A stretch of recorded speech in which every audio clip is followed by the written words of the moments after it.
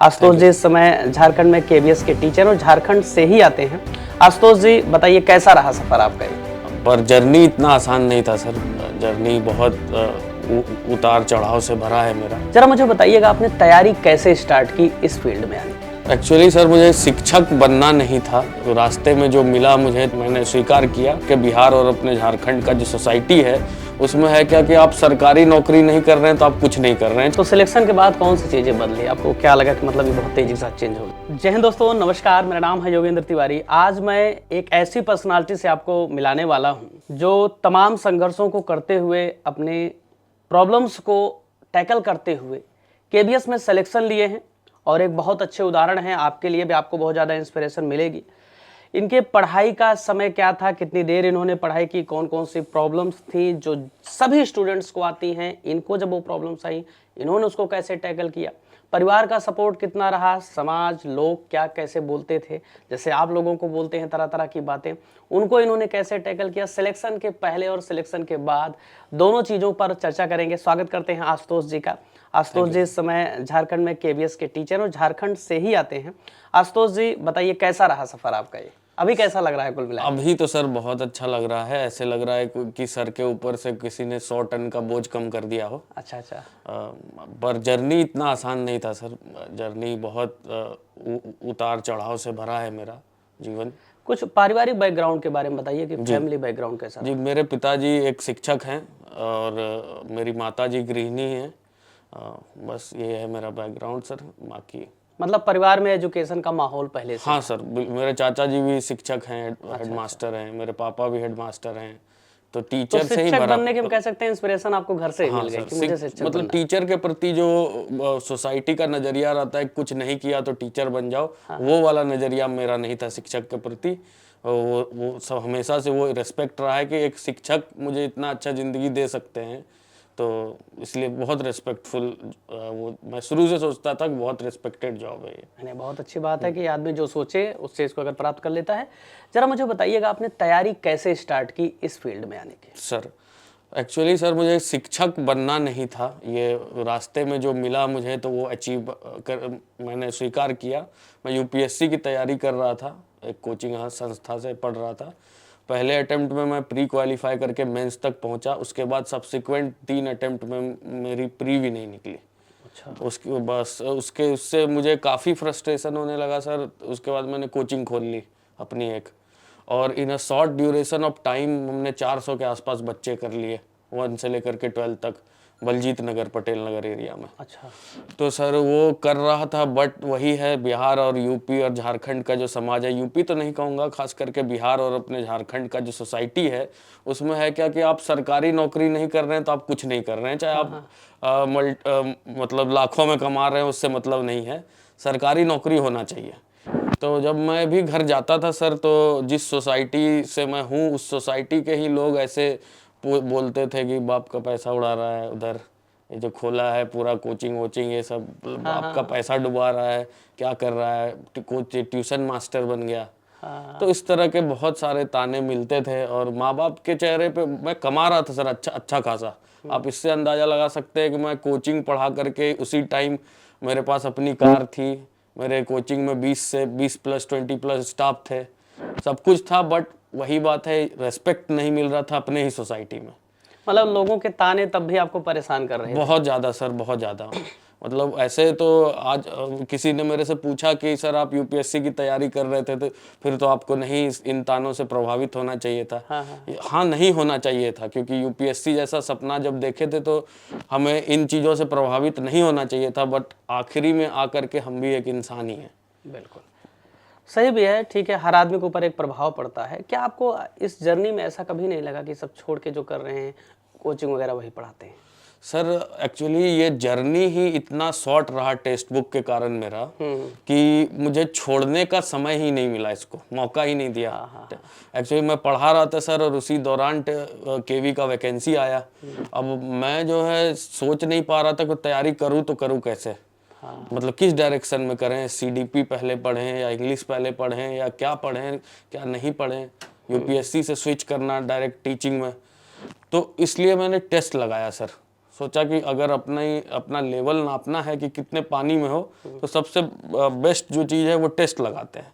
तो टेस्ट जैसे ही लगाए सर, तो मुझे पता चल गया कि मेरा कौन सा एरिया है जिस पे मुझे फोकस करना चाहिए, जिसमें मेरे खराब मार्क्स आए। और मैं सर एक गैम्बलिंग अप्रोच का यूज करता था टेस्ट में। मतलब वो मेरा माइंडसेट है गैम्बलिंग अप्रोच। मैं इसलिए कह रहा हूँ कि जुआड़ी लोग जो होते हैं ना, वो एक बार अगर पैसा हारते हैं तो वो दोबारा उससे ज़्यादा अमाउंट लगाते हैं ताकि उस लॉस को रिकवर कर सकें। और इसी पे गैम्बलिंग कंपनीज और गैम्बलिंग इंडस्ट्री चलती है। तो उसी तरह से टेस्ट बुक पे मैं लगाता था कि भाई आज टेस्ट लगाया, अगर मेरे खराब मार्क्स आ गए तो वो मुझे बेचैन कर देता था। मैं दूसरा टेस्ट भी उसी दिन लगाता था जब तक कि मेरे अच्छे मार्क्स नहीं आ जाते थे। किसी किसी दिन मैं हारता भी था कि 3 टेस्ट लगा दिए, तीनों में बेकार मार्क्स आए।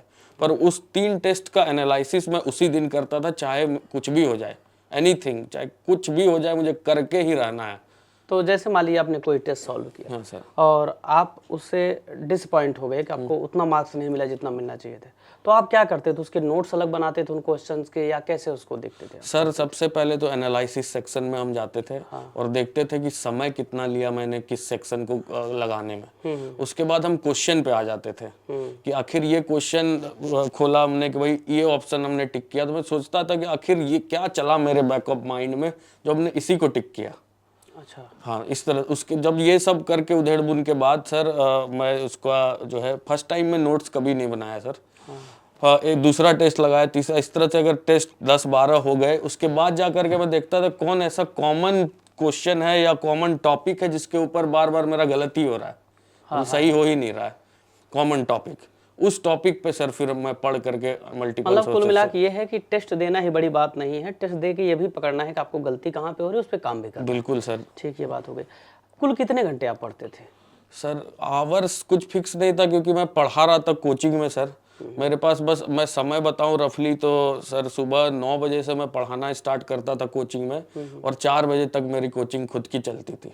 उसके बाद मेरे पास 2-3 घंटे रेस्ट करने का होता था, और मैं 6-7 बजे के अराउंड लाइब्रेरी जाता था सर। अच्छा। लाइब्रेरी से मेरा ये मतलब है कि यहाँ रीडिंग रूम्स होते हैं, वहाँ जा करके मैं पढ़ता था। और वो पढ़ाई अब 3 बजे ख़त्म होगी कि 4 बजे ख़त्म होगी, वो मेरे सेटिस्फेक्शन पे डिपेंड करता था। अच्छा। मतलब फिक्स्ड आवर्स नहीं थे। तो पढ़ते समय आपने, जैसे कि केबीएस का तो ये ट्रेंड है कि वो बहुत जल्द वैकेंसी डालता है, तुरंत करवा लेता है एग्जाम, टाइम नहीं देता है, 2 महीने का ही मैक्सिमम टाइम देता है। तो इस टाइम पे थ्योरी और मॉक टेस्ट दोनों कैसे मैनेज करे स्टूडेंट?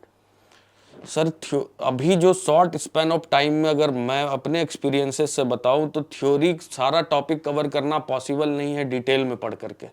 वो आपको टेस्ट से ही हो सकता है। कोई ऑथेंटिक टेस्ट अगर आपको मिल जाए तो आप उससे ही कर सकते हैं, क्योंकि टेस्ट का जो एक्सप्लेनेशन रहता है, अगर टेस्ट ऑथेंटिक है, अच्छे जगह से आपने लिया है, तो उसके एक्सप्लेनेशन में ना केवल उस क्वेश्चन को एक्सप्लेन किया जाता है, बल्कि उसके 360 डिग्री व्यू को, मतलब उसके आसपास के टॉपिक्स को भी कवर कर लिया जाता है। तो मेरे पास सर समय नहीं था, और मेरे पास इतना नॉलेज भी नहीं था कि मैं कहाँ से अब जा करके ऑफलाइन कोचिंग कर लूँ, ऑनलाइन कोचिंग ले लूँ और फिर तैयारी करूँ। इसलिए मैं टोटली टेस्ट पे रिलाई किया था सर। अच्छा, टेस्ट से ही आपका काम? बस सर टेस्ट से ही। तो थ्योरी आपने बैकग्राउंड में तो यूपीएससी की आप प्रिपरेशन कर रहे किए ही थे कुल मिला के, हम ये कह सकते हैं, ठीक है। तो शॉर्ट नोट्स वगैरह आपने कैसे बनाए? सर शॉर्ट नोट्स जैसा कि अभी मैंने आपको बताया सर, कि जब मैं 8-10 टेस्ट लगा लेता था, जो कॉमन टॉपिक, जैसे हिस्ट्री का कोई टॉपिक है ऐसा जिसके क्वेश्चन हमारे नहीं बन रहे, या सीडीपी का कोई टॉपिक है जिस पे लगातार मेरे गलत हो रहे हैं, तो उन टॉपिक्स को फिर मैं क्या करता था सर, या तो गूगल करता था, या यूट्यूब पे किन्हीं का वीडियो अगर मिल गया उस पे, तो उससे मैं नोट्स बना लेता था। जैसे आप कुल मिला के आपकी दिनचर्या क्या थी? अगर लाइफ स्टाइल में बात करूं, अभी नहीं, पहले ड्यूरिंग प्रिपरेशन कितने बजे उठते थे, कितने बजे सोते थे? जैसे आपने सोने के बारे में बताया कि 3-4 बजे क्या होगा टाइम होता है, हाँ। उठते कितने बजे थे आप? सर 6 आवर्स का स्लीप मैं हर रोज लेता था, उससे कम नहीं करता था मैं, क्योंकि 6 घंटे सोना कंपलसरी है। 8 घंटे हो जाए तो बढ़िया है, बट 8 घंटे का लेवरेज मुझे था नहीं, 6 घंटे का सोना था। और वो जो बेरोजगारी का जो टैग होता है ना सर, वो फिर सोने नहीं देता है। ये बताइए, जब आपने टायर 1 क्लियर किया, टीयर 1 क्लियर किया, आफ्टर दैट जब आप इंटरव्यू में गए, इस बार तो एक और डाल दिया है, मेंस भी आपको करना है, तो इंटरव्यू की प्रिपरेशन आपने कैसे की? सर इंटरव्यू में सबसे बेस्ट जो मैंने यूटिलाइज किया किन्हीं के नॉलेज का, कहते हैं कि आपके आसपास ही हिडन जेम्स होते हैं और आपको पता नहीं होता है। तो मैं अपने फादर के नॉलेज का बहुत यूटिलाइजेशन किया। ही इज़ अ टीचर और उनका काफ़ी एक्सपीरियंस हो रखा है, अभी 3 साल बाद रिटायर कर जाएंगे। तो मैंने सोचा कि क्यों नहीं मैं इनसे सबसे पहले सलाह ले लूँ। हाँ हाँ, क्योंकि उनसे अच्छा क्रिटिक कोई हो नहीं सकता। कोई नहीं हो सकता। आप जानते होंगे कि हम लोग सोसाइटी में क्या होता है, पिता बहुत रेयरली बच्चे का तारीफ करते हैं। तो मैंने सबसे पहले उनसे ही पूछा कि कैसे किया जाए। तो उन्होंने ऐसे ही बोला, चलने का ढंग आता है तुमको? तो उससे एक हिंट मिला। उन्होंने बोला रिकॉर्ड करो इस चीज़ को, कैसे तुम चल रहे हो एक बार। तो ये आपको लगता होगा कि अजीब है, चलना कौन रिकॉर्ड करेगा? बहुत मैटर करता है how you inter your classroom, how you leave your classroom. तो इसे छोटा छोटा वीडियो सर हमने बनाना स्टार्ट कर लिया। और पढ़ा तो हम खुद रहे थे सर, बड़े बच्चों को पढ़ा रहे थे हम खुद, 9th-10th को मैथ्स पढ़ाते थे। तो उसका स्टेज का फियर मुझे था नहीं। उसके बाद मॉक सर जहां मिला मुझे, मैंने वहां मॉक दिया। जिधर पता चल जाता था कि इधर मॉक होने वाला है और पैसे नहीं लग रहे या बहुत कम लग रहे हैं, बेयर मिनिमम उधर जाकर के। मतलब ये कह सकते हैं एज ए एस्पिरेंट आप बहुत ही चतुर स्टूडेंट हाँ के सर, कैटेगरी में सर आएंगे। वो समय के कारण चतुरता आ गई। तो आप जो अपना टाइम शेड्यूल बनाते थे पढ़ने के लिए, स्टडी प्लान, वो वीकली बेसिस पर बनाए या कैसे बनाया आपने कि हमें इतना वीक में कवर करना है, या डेली बेसिस पर आपने कैसे बनाया उसको? सर क्योंकि मैं यूपीएससी की सर तैयारी कर चुका था और कर रहा था, तो मेरे पास ये टाइम मैनेजमेंट वगैरह के लिए मुझे कुछ नया सीखना नहीं था। वो ऑलरेडी हम सीख करके आए थे। और वो जो प्रेशर था सर, मैं बार बार कह रहा हूँ, वो जो अनएम्प्लॉयमेंट का प्रेशर होता है वो सब खुद मैनेज कर देता है। आप पढ़ने बैठे हैं, आपको सेटिस्फेक्शन कब तक मिलता है? जैसे हमने 3 टेस्ट लगा लिए, तीनों का अगर एनालिसिस हम कर पा रहे हैं, चाहे वो 5 घंटे में कर लिया तो 5 घंटे के बाद हम उठ जाएंगे। टॉपिक्स कवर हो गए जो मुझे करना था बैकएंड में रिसर्च की, भाई इस टॉपिक को पढ़ना है। कुल मिला के हम ये कह सकते हैं कि आपने एक टाइम फ्रेम बनाया कि हमें इतने टाइम में इतनी चीजें कवर कर लेनी है। अब उसको डेली बेसिस पर चाहे वीकली बेसिस पर कवर करनी है तो करनी है, अपना डिवाइड कर लिया कितना इतना मतलब कवर वो करना है। टेस्ट का मार्क्स का ग्राफ ऊपर लेके जाना है। बस वो ग्राफ अगर ऊपर आ रहा है तो हम सही डायरेक्शन में है, और नहीं आ रहा है तो फिर और भी मुझे कहीं ना कहीं मेरे में कमी है, मेहनत करना है मुझे। देखिए, मैं बार बार एक लर्नर को बोलता हूँ कि थ्योरी आपका बेस क्रिएट करता है, बट थ्योरी में आप उतना फैक्ट नहीं पढ़ते हो, उतने टर्म्स नहीं पढ़ते हो। जब आप उसको मॉक टेस्ट के बेसिस पर लेकर जाते हो तो आपको पता चलता है कि हाँ, मुझसे ये क्वेश्चन पूछ लेगा तो गलत हो जाएगा। इसीलिए जब भी लाइव क्लासेस यूट्यूब पर एनालिसिस होता है, कोई क्लास आपके लिए डिलीवर की जाती है, तो उसको बोला जाता है कि आप इसको जरूर अटेंड करिए पेड क्लास के साथ। बच्चा क्या सोचता है कि वाईटी पर तो फ्री जा रहा है तो इसको क्यों पढ़े? नहीं, बिल्कुल करना चाहिए। मेरी पूरी तैयारी फ्री कंटेंट और वाईटी, बस एक टेक्स्ट बुक, अगर मैंने इन्वेस्टमेंट की कहूँ तो एक टेक्स्ट बुक पे मैंने इन्वेस्टमेंट किया था टेस्ट का, और मॉक इंटरव्यू में जो इन्वेस्टमेंट मेरे रहे। एक चीज़ जरा मुझे बताइएगा, जैसे आपने बताया कि केवीएस में बहुत शॉर्ट टर्म के लिए होता है, जब इंटरव्यू में आप गए तो आपसे कौन कौन से क्वेश्चन पूछे गए वहाँ पे? सर इंटरव्यू में मेरा ऐसा कहानी है कि हम जब वहाँ पहुँचे सर, तो मेरे साथ ये ट्रेजेडी हो गया। मेरे मदर फादर दोनों गए थे इंटरव्यू दिलाने। मेरा मुंबई में था आईआईटी पोवाई पैनल में इंटरव्यू।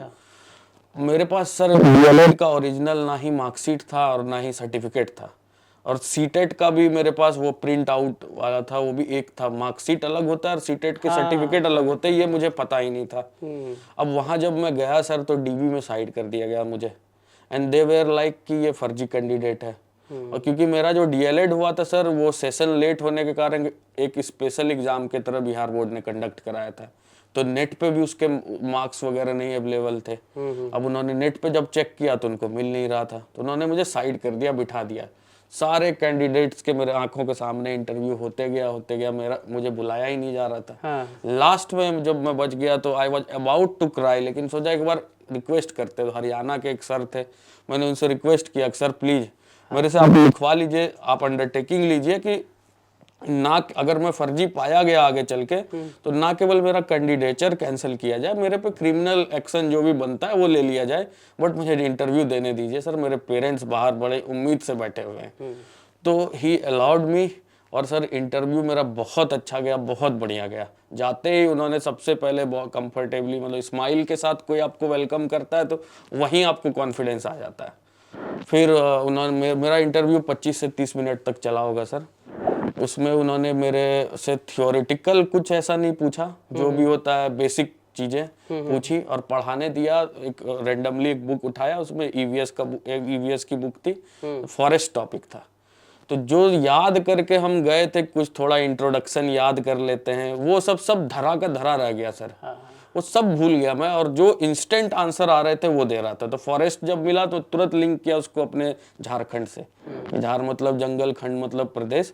और जैसे ही एक लाइन हिंदी में बोले ही थे कि उन्होंने पैनल से मुझे बोला गया कि mister Ashutosh can you please teach us in English. तो इंग्लिश में फिर मैं पढ़ाया सर उनको, 10 मिनट के आसपास मेरा डेमो टीचिंग चला था।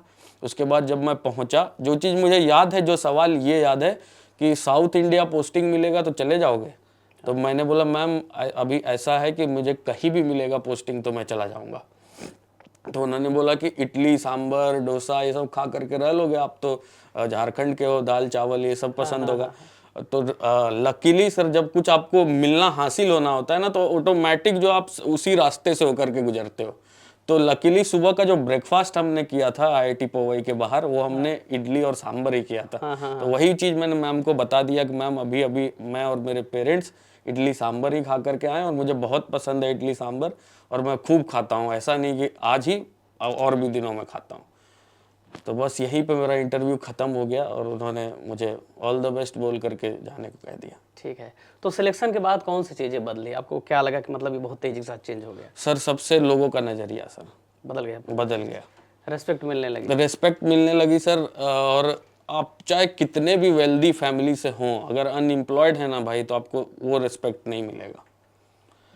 तो वो सडन चेंज आ गया। अब जो लोग क्रिटिसाइज पूछते थे कि पिताजी का पैसा उड़ा रहे हो, अब वही लोग पूछते हैं कि भाई आप अपने रिलेटिव्स या जो भी छोटा बच्चा होता है कि भाई KV में एडमिशन कैसे होगा, कुछ थोड़ा सा बता दो। हाँ सही है, राय सलाह लेते हैं। राय सलाह लेते हैं। जैसे नए जो बच्चे अभी KBS की तैयारी के लिए जा रहे हैं, अभी इस बार चेंज हुआ है सिलेबस और पैटर्न भी, आई होप कि चेंज ही है उसमें। GK GS एक नया पॉइंट इंट्रोड्यूस हुआ है Tier 1 में, और Tier 2 में अलग एक पैटर्न है, उसके बाद इंटरव्यू है। तो आप क्या बताना चाहेंगे जो इस बार पहली बार KBS में पार्टिसिपेट करना चाह रहे हैं, क्योंकि पैटर्न भी चेंज है, सिलेबस भी कुछ अलग ही है, तो उनको कैसे वो प्रिपरेशन करें? सर अभी जो, क्योंकि एग्ज़ाम का डेट आउट हो चुका है, जनवरी में आई थिंक एग्ज़ाम है, जनवरी में या फेब में, तो एक महीने हैं हार्डली आपके पास तैयारी करने के लिए। इतने शॉर्ट स्पैन में आप किताबें पढ़ करके तैयारी नहीं कर सकते हैं। इतने शॉर्ट स्पैन में अगर आपका कोई पार्थ बन सकता है तो वो टेस्ट सीरीज ही है सर। ये मैं पर्सनल एक्सपीरियंस से बोल रहा हूँ। टेस्ट सीरीज आप करिए, और करंट अफेयर के लिए आप जो है यूट्यूब पे या टेक्स्ट बुक का भी चलता होगा करंट अफेयर का क्लासेस वगैरह, वो आप अपने फ्री टाइम में सुनिए। मतलब उस पर बैठ करके रट्टाफिकेशन करके आप कवर नहीं कर पाएंगे, बिकॉज GK GS और करंट अफेयर बहुत वास्ट टॉपिक है। अच्छा, इस समय जैसे आप इतने शॉर्ट टाइम में ही एग्जाम होने जा रहा है, आप स्टूडेंट के लिए कौन सी एक चीज़ ऐसी बोलेंगे जिनसे उन्हें दूर रहना है? सबसे पहले डिस्ट्रैक्शन और से दूर रहना है आपको। लोग क्या कर रहे हैं, लोग क्या कह रहे हैं, आप कौन सा फैमिली फंक्शन हो रहा है, कोई भी निगेटिविटी से दूर रहना है। जो चीज़ आपको बॉगल डाउन कर दे उन चीज़ से दूर रहना है। अगर आप मेहनत कर रहे हैं तो आप राइट डायरेक्शन में जा रहे हैं। देखिए, 2-3 चीज़ें सर ने बताई, मैं एक बार समराइज करना चाहूँगा। जैसे उन्होंने बताया गैम्बलिंग, कि आज अगर आपने एक टेस्ट दिया है और उसमें लो स्कोर है तो कल 2 दीजिए और उसको नोट डाउन करिए कहाँ गलती कर रहे हैं। दूसरी बात सर ने ये बताया कि अपनी डेली की प्रॉब्लम्स जो आ रही है ना पढ़ते समय, उसको भी नोट डाउन करिए।